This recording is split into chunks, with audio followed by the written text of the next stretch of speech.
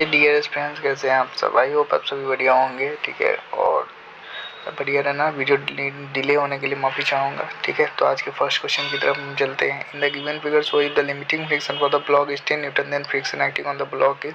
बताओ, इसमें अगर कंसेप्ट जिसको नहीं पता होगा ये क्वेश्चन गलत कर देगा। ठीक है, बताओ 8 न्यूटन का फोर्स अगर लग रहा है और मैक्सिमम कितना लगा सकता है फ्रिक्शन? 10 न्यूटन का हम मैक्सिमम फ्रिक्शन लग सकता है, तो 8 न्यूटन का हम फ्रिक्शन लगाएंगे तो पीछे भी कितना ही लगेगा, 8 न्यूटन का ही फोर्स लगेगा। तो थर्ड आंसर हमारा करेक्ट, थर्ड जो होगा वो हमारा करेक्ट ऑप्शन होगा। एक्चुअली में देखो, एक्सटर्नल फोर्स कितना लग रहा है, 8 न्यूटन का लग रहा है। तो फ्रिक्शन क्या करता है, मोशन को अपोज करता है ना, तो 8 न्यूटन का ही फोर्स ये पीछे लगाएगा, जिससे कि क्या हो, हमारा बॉडी रेस्ट में रहे। ठीक है, मोशन में ना आ जाए। तो इसका करेक्ट आंसर क्या हो जाएगा, थर्ड हो जाएगा। आई होप आपको ये समझ में आया होगा। चलते हैं सेकंड क्वेश्चन की तरफ। सेकेंड क्वेश्चन क्या कह रहा है, if a force is applied to a body externally then its momentum is. बताओ, अगर फोर्स अप्लाइड हो रहा है किसी बॉडी पे एक्सटर्नली तो उसके मोमेंटम क्या हो सकता है? तो मैग्नीट्यूड में very, must very, direction must very, magnitude में रिमेन कांस्टेंट और मैग्नीट्यूड मस्ट रिमेन कांस्टेंट। इसमें आपको कंस्टिट्यूशनल याद होना चाहिए। ठीक है ना। बताओ, मैग्नीट्यूड क्या मस्ट, मतलब मैग्नीट्यूड एकदम सही है, मतलब ज़रूरी ही है कि उसका मैग्नीट्यूड चेंज होगा? क्या उसका डायरेक्शन ही चेंज होगा? क्या मैग्नीट्यूड में रिमेन कांस्टेंट होगा या मैग्नीट्यूड मस्ट रिमेन कांस्टेंट होगा? तो इसका ऑप्शन होगा आपका थर्ड। क्यों होगा मैं बताता हूँ। एक्चुअली में देखो क्या होगा ना, मैग्नीट्यूड मस्ट वेरी हम कैसे कह सकते हैं?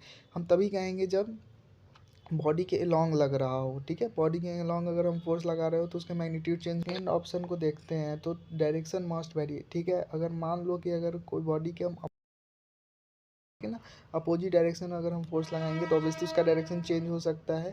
थर्ड जो बोल रहा है ना कि मैग्नीट्यूड में रिमेन वेरी, मैं इसको फोर्थ के बाद बताऊंगा। Magnitude must remain constant. देखो, मैग्नीट्यूड रिमेन कांस्टेंट कैसे आ सकता है? ठीक है ना, एकदम मैग्नीट्यूड तो चेंज हो भी सकता है ना, कोई कह नहीं सकता। मैंने अभी दो कंडीशन बताया, फर्स्ट एंड सेकंड कंडीशन में। थर्ड जो बोल रहा है ना, मे रिमेन कांस्टेंट, ये बिल्कुल सही लग रहा है मुझे। क्योंकि देखो, हो सकता है कि उसका मैग्नीट्यूड क्या हो, कि उसका कांस्टेंट हो। ठीक है ना, मैग्नीट्यूड कांस्टेंट हो सकता है। ठीक है, लेकिन ज़रूरी नहीं कि उसका मैग्नीट्यूड कांस्टेंट ही हो।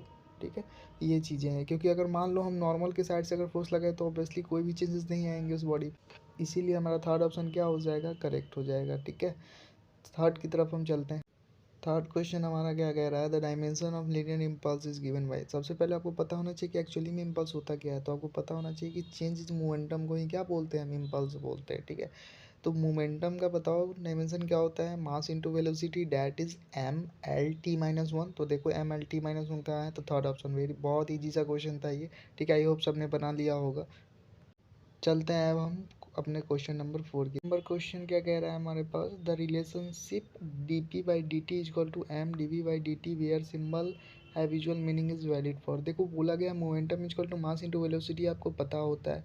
ठीक है, अब देखो बोला गया ना कि इसमें कांस्टेंट क्या है। अगर हम डिफ्रेंशिएट करते हैं मोमेंटम को तो देखो मास कांस्टेंट है, तो ऑब्वियसली ठीक है मास कांस्टेंट है, और इसका जो वेलोसिटी है ना वो डिफ़र कर रहा है। ठीक है, वेलोसिटी डिफ़र कर रहा है एक्चुअली। अब इसका मतलब क्या है, ऑप्शन देखते हैं।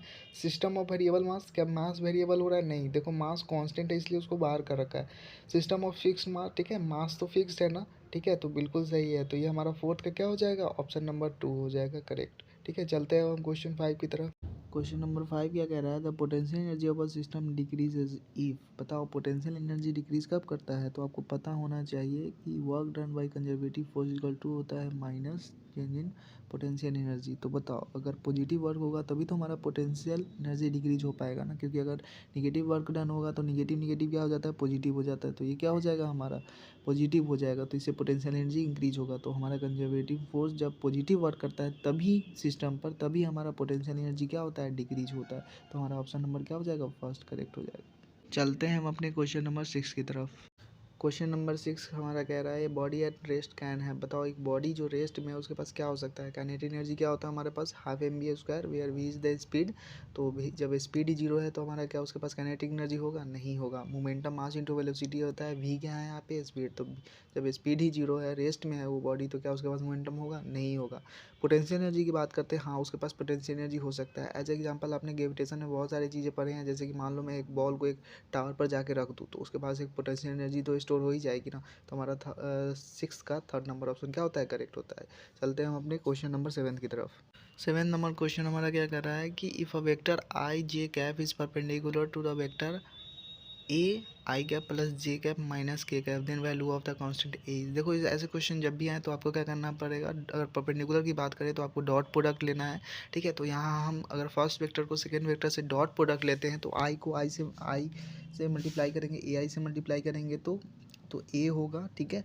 प्लस जे को जे से करेंगे तो वही भी 1 होगा, और प्लस के को माइनस के से करेंगे तो -1 आएगा, और इसका दोनों का डॉट प्रोडक्ट क्या आएगा, 0 आएगा। तो +1 से -1 कटेगा तो ए की वैल्यू क्या आ जाती है, 0 आ जाती है। फर्दर आप इसको सॉल्व करके एक बार चेक कर सकते हो। अगर फिर भी आपको नहीं समझ में आता है तो आप मेरे को कमेंट कर देना, मैं इसके लिए आपको एक डेडिकेटेड वीडियो दे दूंगा। तो 7th का हमारा फर्स्ट ऑप्शन क्या हो जाता है, करेक्ट हो जाता है। अब चलते हैं हम अपने क्वेश्चन नंबर 8 की तरफ। नंबर क्वेश्चन हमारा क्या कह रहा है कि particle moves along X axis from x = 0 to x = 2 metre under the influence of force F = 7 - 2x + 3x²। The work done during this. देखो सबसे पहली बात है कि हमें फॉर्मूला पता होता है कि वर्क डन बराबर क्या होता है, फोर्स इंटू डिस्प्लेसमेंट होता है। लेकिन यहाँ पे देखो फोर्स हमारा वेरिएबल है, तो हम यहाँ पे क्या करेंगे, इंटीग्रेशन ऑफ F.dx करके निकाल लेंगे हम यहाँ पे, जिसमें लिमिट आप क्या रखोगे, लोअर लिमिट 0 रखोगे और अपर लिमिट क्या रखोगे, 2 रखोगे। जब आप इसको सॉल्व करोगे तो पहले सॉल्व करने पर इसकी वैल्यू क्या आ जाती है, हमारा पास 18 जूल आ जाती है। तो 8 का हमारा ऑप्शन नंबर हमारा क्या हो जाएगा, फर्स्ट करेक्ट हो जाता है। चलते हैं हम अपने क्वेश्चन नंबर 9 की तरफ। 9 नंबर क्वेश्चन हमारा क्या कह रहा है, ball is dropped from height 10 metre on the ground if the coefficient of restitution is 0.5 then the height of the ball after second bounce. देखो ये अच्छा क्वेश्चन है, इसके लिए आपको पहले फॉर्मूला पता होना चाहिए कि देखो वेलोसिटी के रिस्पेक्ट में अगर बात की जाए तो आपको याद रखना है, ठीक है, e⁴n is equal to velocity after collision by velocity of velocity before collision, ये होता है, ठीक है। और अगर हाइट के डिफरेंस में बात की जाए तो आपको याद रखना है e⁻²n where n is the number of collision is equal to the height after collision by height before collision. आपको ये याद होना चाहिए, ठीक है। अगर हम इसको सॉल्व करते हैं ना तो फर्दर ये हमारा आता है height 10/16 that is equal to 0.625 के पास आता है, ठीक है। इसलिए हमारा 9th का ऑप्शन नंबर फर्स्ट क्या हो जाएगा, करेक्ट हो जाएगा। आई होप आपको ये समझ में आया होगा। अगर फिर भी आपको नहीं समझ में आया तो आप मेरे को कमेंट कर सकते हो, मैं आपको एक डेडिकेटेड वीडियो इसके लिए प्रोवाइड करा दूंगा, ठीक है। चलते हैं अपने क्वेश्चन नंबर 10 की तरफ। क्वेश्चन नंबर हमारा 10 क्या कह रहा है, ये लास्ट क्वेश्चन है हमारे सेशन का, ठीक है। तो स्टेटमेंट फर्स्ट बोला जा रहा है कि energy is God for doing work and work is the effect. देखो सही बात है कि अगर वर्क करोगे तो एनर्जी के कारण ही हम वर्क कर पाते हैं, और जो इफेक्ट होता है वो वर्क दिखता है हमें, ठीक है। तो इफेक्ट जो होता है ना वो वर्क होता है हमारा। तो ये हमारा ऑप्शन क्या है, स्टेटमेंट ए हमारा सही है, ठीक है। बी की तरफ देखते हैं, एनर्जी स्केलर क्वांटिटी, बिल्कुल सही है ये, but power is also scalar quantity, ठीक है। पावर वेक्टर क्वांटिटी नहीं होता है, क्योंकि आपको पता है पावर इक्वल टू क्या होता है, एनर्जी बाई टाइम, ठीक है। तो इसका बताओ हमारा बी क्या हो जाएगा, इनकरेक्ट हो जाएगा, ठीक है। तो A is correct and B is incorrect. तो 10 का हमारा ऑप्शन नंबर 3 क्या हो जाएगा, करेक्ट हो जाएगा। आई होप आपको ये सेशन अच्छा